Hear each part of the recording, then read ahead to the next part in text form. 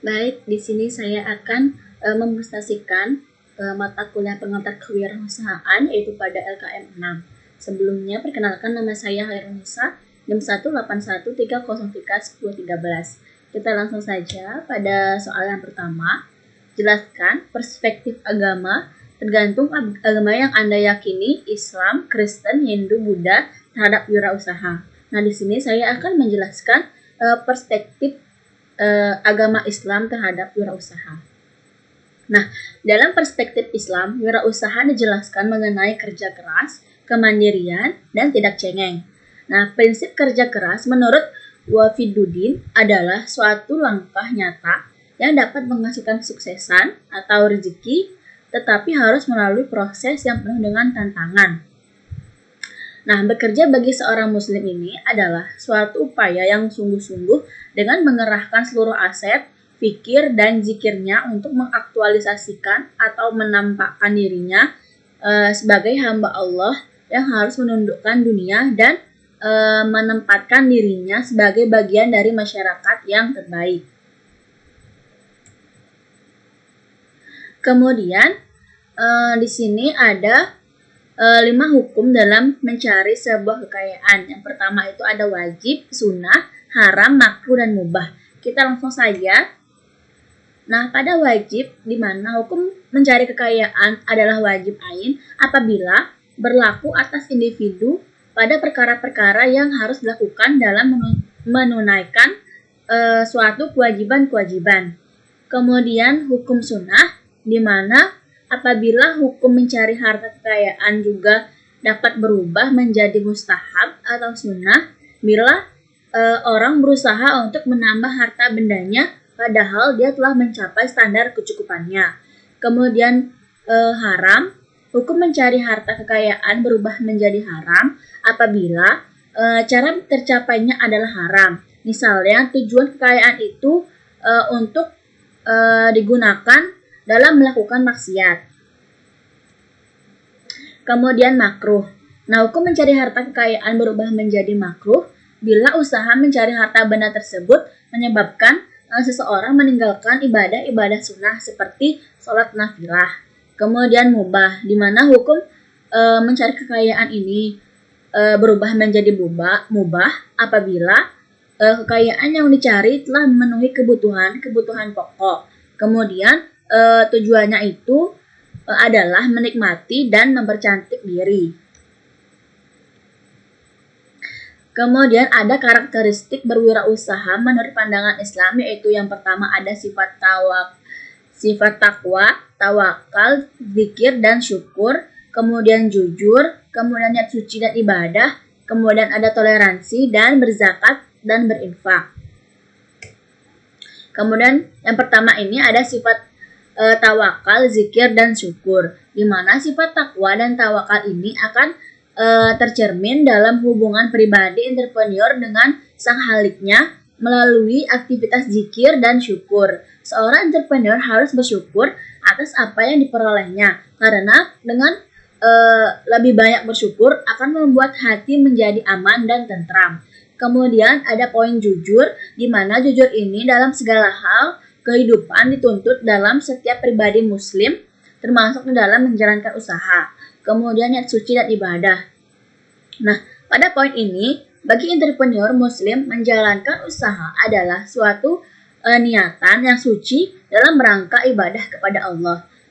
Dengan demikian pula, hasil yang diperoleh dari usaha tersebut akan dipergunakan kembali ke jalan Allah, misalnya dengan sedekah dan berinfak. Seperti itu. Kemudian ada toleransi. Nah, pada poin ini seorang entrepreneur muslim dalam menjalankan usahanya haruslah memiliki sifat-sifat toleransi, supel, mudah bergaul, komunikatif, praktis, dan fleksibel. Kemudian ada berzakat dan berinfak. Nah, pada poin yang terakhir ini, harta atau laba yang diperoleh dalam bidang bisnis ini sendiri haruslah disisihkan sebagian kepada orang lain yang membutuhkan.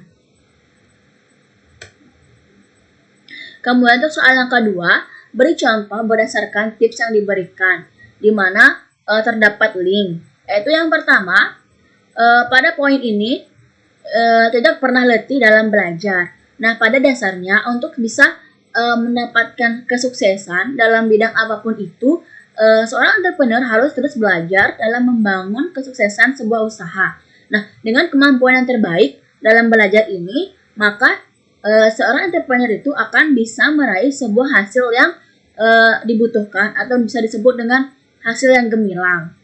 Kemudian, membangun jaringan yang baik. Nah, membangun jaringan yang baik ini sangat penting bagi seorang entrepreneur, di mana dengan adanya jaringan akan lebih mudah bagi entrepreneur dalam mendapatkan partner dalam bisnis, serta bisa juga menjalin kerjasama dengan orang-orang yang penting dan berpengaruh, misalnya seperti investor dan lain sebagainya.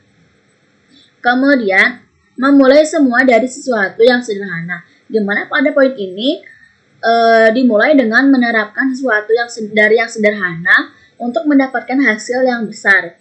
Nah, dari sinilah usaha yang dibangun ini akan tumbuh dengan perlahan tapi pasti, bukan usaha yang tiba-tiba sukses dalam sekejap. Kemudian berani mengambil resiko. Nah, pada poin ini, di mana seorang entrepreneur berani dalam memutuskan keputusan-keputusan yang dibuat dengan cara berpikir secara matang. Di mana ketika menerapkan tips menjadi seorang wirausaha dengan berani mengambil resiko, sudah pasti ini akan menjadikan bisnis yang lebih sukses. Nah, kemudian menanggapi keluhan, kritik, dan masukan dari pelanggan, di mana seorang entrepreneur sangat penting dalam menanggapi dan menerima segala keluhan, kritik, dan masukan dari pelanggan.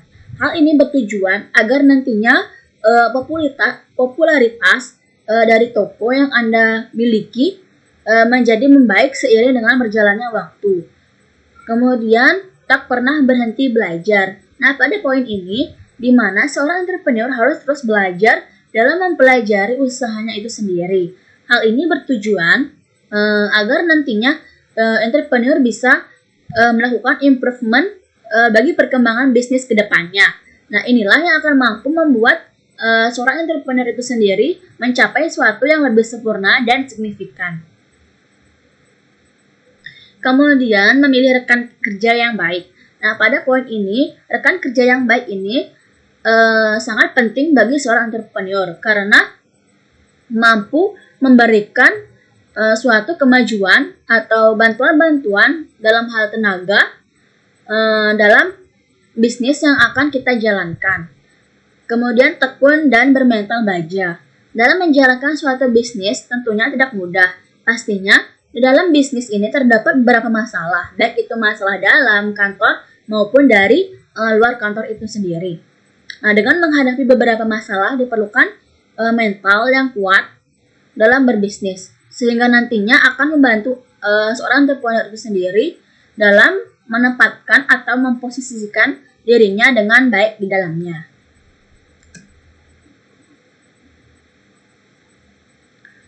Kemudian success story. Di sini success story yang saya buat ini ada Ali Muharram, yaitu sebagai founder of Macaroni Ngehe, di mana pada mulanya di sini Ali Muharram berasal dari Tasikmalaya. Dari kecil, Ali sering diajak ke tempat penampungan barang bekas karena orang tuanya berbisnis barang rongsokan. Nah, beda dengan anak kecil pada umumnya. Ali menikmati waktunya saat ada di sana, melihat transaksi jual beli dan mengamati proses bisnis barang rongsokan. Nah, itulah awal kecintaan Ali pada dunia wirausaha. Dari kecil, dia sudah berpikiran soal uang karena pada dasarnya Ali suka jajan. Tapi, walaupun suka jajan, dia tidak bisa meminta uang ke ibunya karena kondisi ekonominya yang kurang baik sejak ayahnya meninggal. Tapi, Ali tidak kehabisan akal. Dia mulai coba berjualan kantong kresek agar bisa terus jajan, tapi tidak minta uang ke orang tuanya. Setiap mendekati hari raya Lebaran, Ali mencoba untuk berjualan kantong kresek ke pasar-pasar. Hasil dari jualan kantong kresek cukup lumayan. Bahkan Ali bisa beli baju dan celana baru, semua dari uangnya itu sendiri. Nah, ketika lulus SMA, Ali memutuskan untuk merantau ke Jakarta dan bertekad untuk membiayai kuliahnya sendiri. Nah, kondisi keluarganya saat itu tidak memungkinkan dirinya untuk kuliah karena ibunya seorang diri dan membiayai 5 anaknya. Ketika memutuskan untuk merantau, Ali tidak langsung berangkat dari Tasikmalaya ke Jakarta. Ali sempat pindah ke beberapa kota dulu untuk bekerja sebelum akhirnya sampai ke Jakarta. Awalnya, Ali pergi ke Kebumen. Di sana, dia membantu saudaranya untuk berjualan sandal, imitasi, dan berjualan menawarkan ke toko-toko. Namun sayangnya tidak laku. Beberapa minggu kemudian, Ali diajak oleh bos saudaranya untuk ke Yogyakarta. Di sana, Ali bekerja sebagai penjaga rumah dan membersihkan rumah tersebut. Di sana, Ali tidak tinggal lama karena dia masih bertekad untuk pergi ke Jakarta. Beberapa minggu kemudian, Ali diajak saudaranya ke Bogor karena di sana saudaranya sudah bekerja menjadi office boy. Nah, kemudian dari Bogor barulah Ali punya kesempatan untuk ke Jakarta. Setelah sampai ke Jakarta, hidup tidak berubah jadi mudah. Karena merantau, Ali pernah melakukan banyak pekerjaan untuk bertahan hidup. Bahkan, dia pernah bekerja menjadi tukang cuci piring di kantin karyawan Cinere Mall dan digaji 5.000 per hari. Semua itu dilakukan untuk menyambung hidup. Gajinya yang tergolong kecil untuk bertahan hidup di Jakarta, jangankan untuk makan. Untuk tidur saja, Ali harus menumpang ke emperan toko atau masjid di dekat tempat kerjanya. Hingga akhirnya, Ali mendapatkan pekerjaan yang cukup baik, yaitu sebagai penulis skrip sinetron. Ali menjalani pekerjaannya dari tahun 2008 hingga tahun 2011. Di tahun itu, Ali berada pada titik terendah. Banyak masalah bertubi-tubi muncul dalam hidupnya. Mulai dari tidak ada proyek sinetron lagi, ibunya sakit, hingga adiknya yang butuh biaya untuk kuliah. Akhirnya, Ali memutuskan untuk pindah jalur karir dari karyawan menjadi seorang pengusaha. Ali sadar kalau dia tidak bisa mengandalkan gaji bulanan dan dia butuh penghasilan yang lebih dari gaji karyawan. Satu-satunya cara yaitu dengan punya usaha sendiri. Hingga akhirnya Ali memutuskan untuk berbisnis makaroni. Untuk membangun bisnis tentu saja tidak mudah dan butuh perjuangan. Awalnya Ali dibantu oleh ibunya untuk mulai berjualan, mulai dari mencari bahan baku di pasar hingga menentukan harga jual yang cocok. Akhirnya Ali mulai produksi makaroni pedas 100 bungkus per hari. Ternyata laku, dan untungnya 3 juta rupiah. Bermodal keberhasilan itu, Ali kemudian pergi ke Jatinagor, Bekasi dan bertemu dengan penjual tahu pedas. Akhirnya mereka bekerja sama untuk berjualan makaroni. Penjual tahu pedas ini menyiapkan gerobak, sedangkan Ali yang berjualan. Nah, semuanya itu Ali yang melakukan sendiri, mulai dari goreng makaroni dan jualan pakai gerobak selama 2 minggu. Akhirnya dia kembali ke Jakarta untuk membuat sampel produk makaroni dan membagikan ke teman-temannya. Dengan modal nekat, Ali meminjam 20 juta dari temannya sebagai modal awal untuk membangun usaha yang diberi nama Makaroni Ngehe. Saat itu dia tidak ada tabungan sama sekali dan tidak tahu bagaimana cara balikin uang temannya itu sendiri. Tapi dalam hati, Ali bertekad ini adalah momen dia untuk pindah jalur dari karyawan menjadi seorang pengusaha. Bahkan Ali sempat terpikir apabila usahanya gagal dan dia tidak bisa membayar utangnya, dia rela menjadi pembantu temannya selama 2 tahun untuk melunasi hutang tersebut. Nah, kemudian pada tahun 2013 ini, Ali resmi membuka toko makaroni Ngehe di dekat tikungan kampus Binus Anggrek.